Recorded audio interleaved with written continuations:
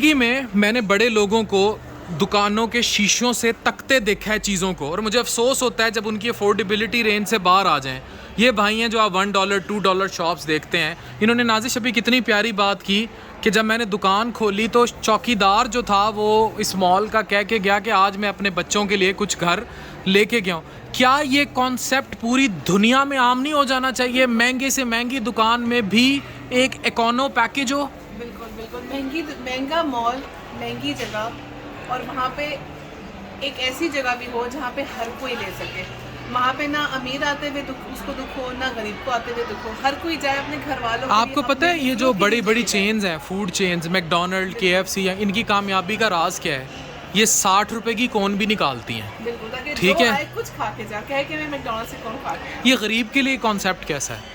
बहुत अच्छा है, गरीब के लिए भी और अमीर के लिए भी। यहाँ पर आपने क्वालिटीज़ भी देख ली, चीज़ें भी देख ली, प्रोडक्ट्स भी देख लिए, और मार्केट में भी आप शायद इसके रेट्स देखें, बहुत एक्सपेंसिव है। और मेरा प्रॉफिट मार्जिन नॉर्मल है उस हिसाब से मैं मतलब मुनाफा कम रखें और लोगों को फ़ायदा दें। वो सराइकी में कहते हैं ना, थोड़ा खाओ ठार ठार के खाओ तो उसी को लेके चल रहे हैं। Well done. इसमें यह है हर क्लास को एड्रेस किया जाए। बिल्कुल करना